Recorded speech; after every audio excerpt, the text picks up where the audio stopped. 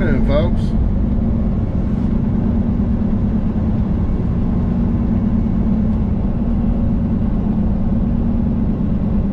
I'm going to do this video to give y'all a warning on the newest scam thing that come up. Just happened to my company. I'll give you a little backstory first to give it context. A few years ago,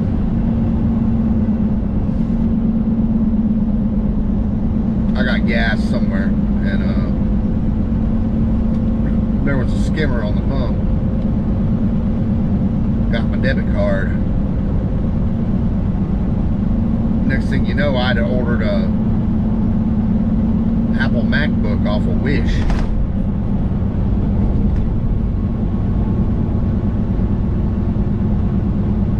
Luckily, I caught it early. And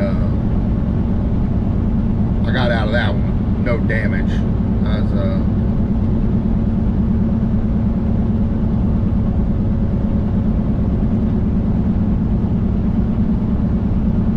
actually kind of came out of it ahead.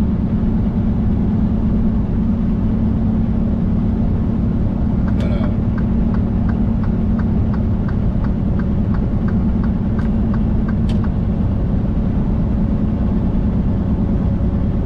then another time somebody got a hold of my debit card, and this one took me months before I even realized it.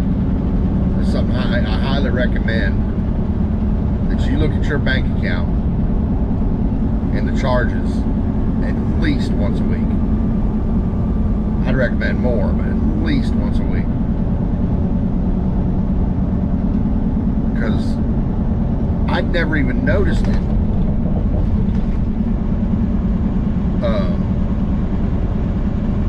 But I was getting charges on my account for like $1 or $1.19.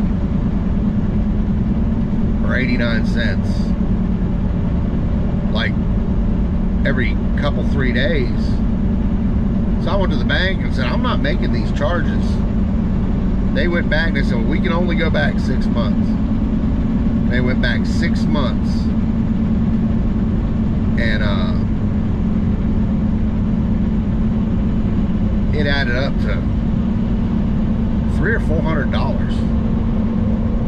Where they were nailing me. Sometimes they'd nail me for $2.99. Sometimes they'd nail me 2 or 3 times in a day, and then they wouldn't hit me for a week. But it was all little bitty charges,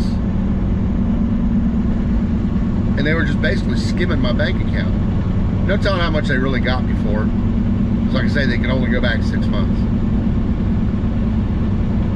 And but all in all, the point I'm trying to make is this gas pump skimmer thing has happened in the you know, the personal auto car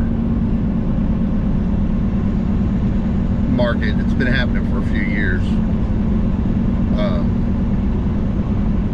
Lo and behold, just this last weekend, my company had a fuel card scanned in Texas,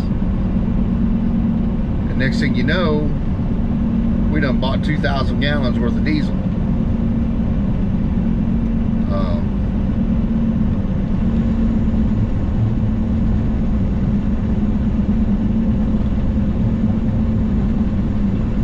Our cards are through Pilot Flying J. I don't know if they're going to pay up or there's some kind of insurance or something on it, or we're going to eat it. But I'd never heard about it in the truck market, but I guess diesel's so high now that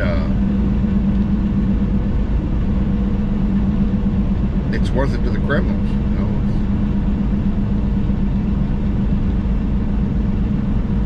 I guess it's virtually no risk.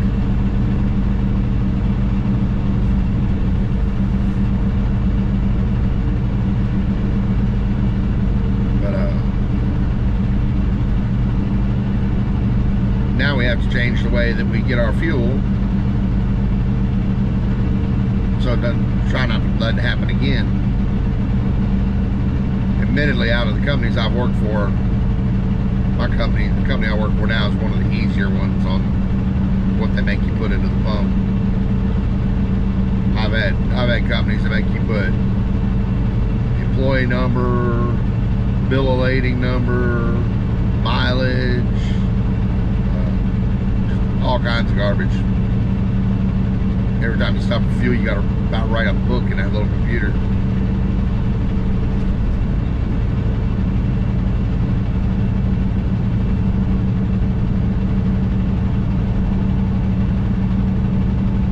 So now it ain't bad enough you can't sit at a truck stop. You got to worry about people siphoning the fuel out of your tanks. I ain't gonna worry about skimming your card. I would recommend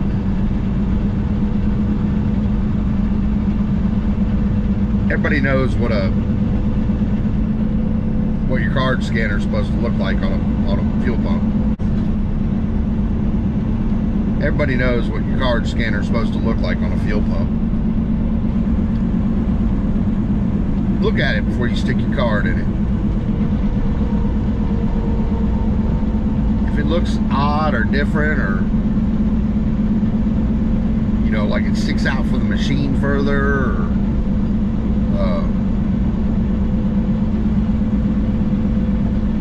don't use that fuel pump.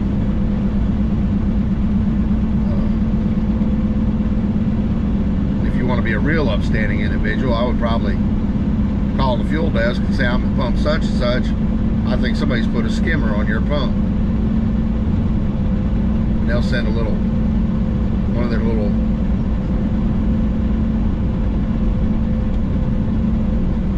fuel boys out there that deals with the fuel pumps. And you might help protect somebody, the next guy.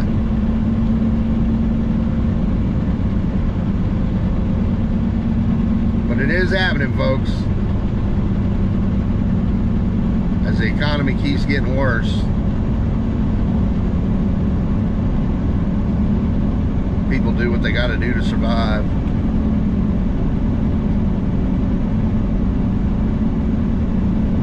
And sometimes they're just damn crooks. They got all they need to survive. They're just greedy crooks that ain't got no conscience about stealing.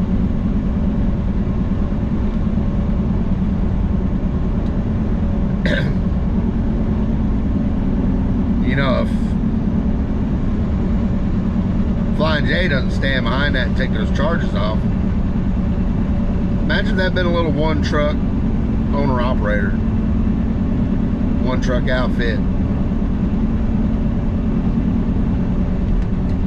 running his company on a razor's edge. And he got walloped upside the head with about a $10,000 fuel bill that he didn't even buy.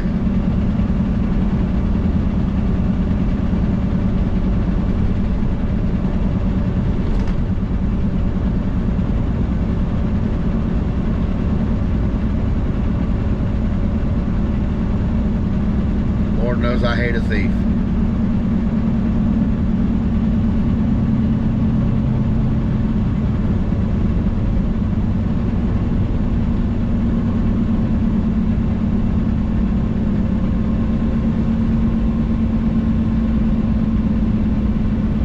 Keep on your toes, people, because like I say, as the economy goes downhill, and when this employment market finally belly flops and people start getting laid off from their jobs,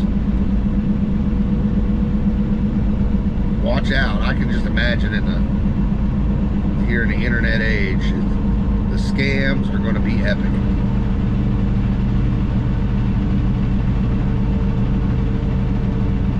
And they're getting creative. I have one of them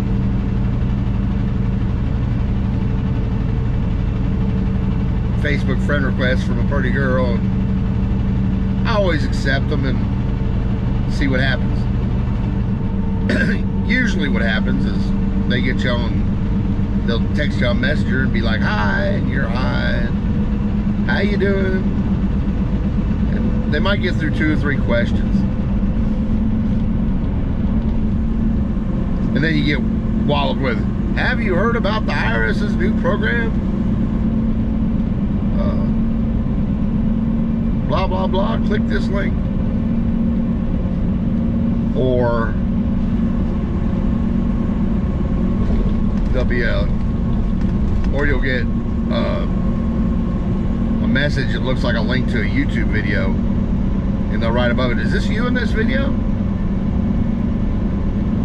And the whole thing is a fraud, and if you click on that link, they're in your phone. You may not think you have that much in your phone. You'd be amazed.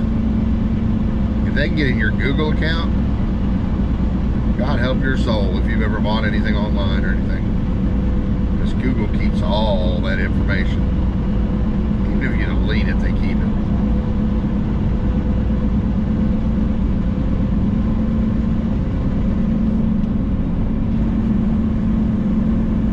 But I had one of those text scammers. Start out with the whole, hi, how are you? And me and this, I say this chick just for reference. I don't know if it was a chick or it was a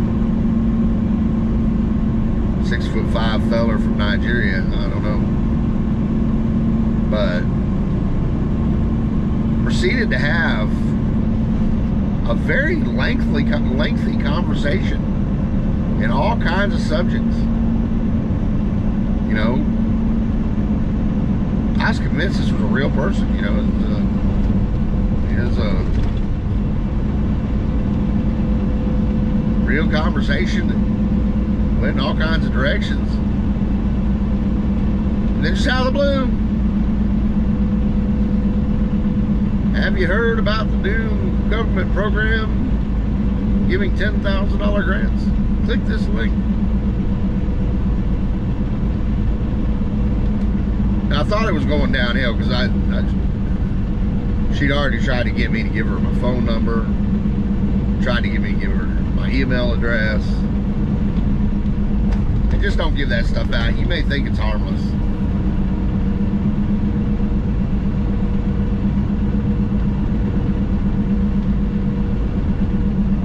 But the scams are everywhere.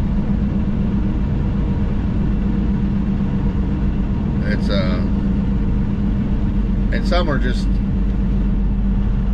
innocent as you please. You'd never, like when you go to Facebook and it says, what was your first car? You know, somebody, one of your friends posts a thing, what was your first car? And everybody starts telling their first cars. Or what was your favorite pet? Post a picture of your favorite pet. Now, if that sounds familiar, like I've heard it somewhere, I think when you go to your bank and you type in your name and your password, what's the next thing most of them do? They ask your secret question. And your secret question's always like something like, what's the road you drove in on? Do you remember your childhood telephone number? Or what's the road you grew up on? Or what's the name of your favorite pet? See where I'm going with this? And somewhere in some computer somewhere, you've got a file. And they're just piecing it all together.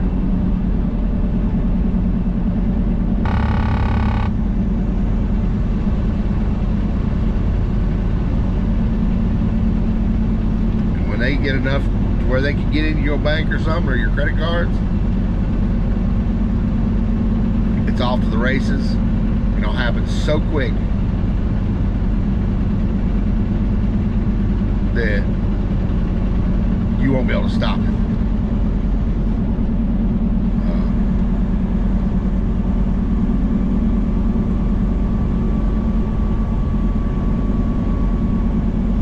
Next thing you know, your bank account's $25,000. You're $25,000 in the hole, and a lot of that you'll get back. A lot of your banks, and almost all your banks, and debit cards, and credit cards, and such like that, they all have fraud prevention or fraud protection. They'll reverse those charges. They'll eat them. At least they have anytime I've had a problem with it.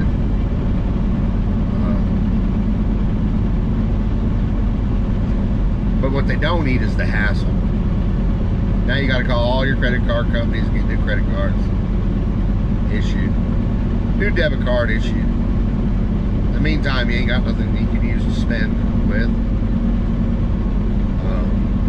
You got to go online, change all your passwords.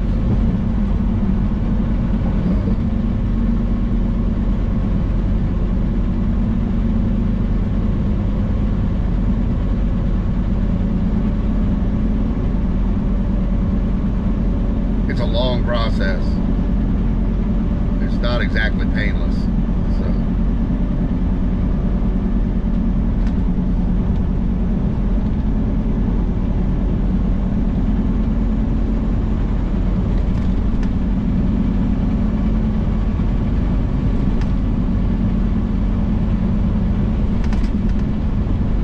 like I said, I recommend you watch your back, keep your eyes open. Desperate people do desperate things. You'd be truly amazed what an honest man will do to feed his family.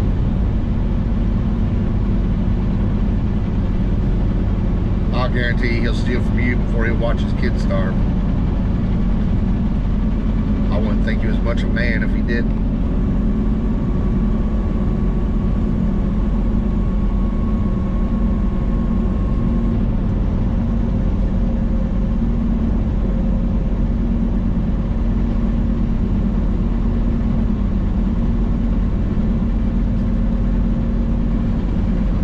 So on that note,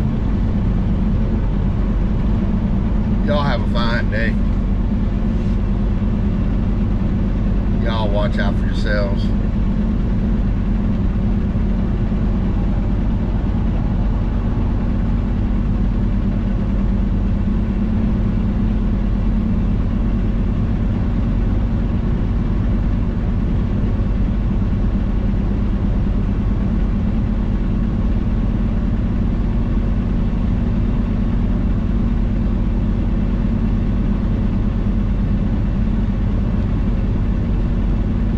In the immortal words of Dire Straits, money for nothing and the chicks are free. I'll catch y'all on the flip side. You have a fine day.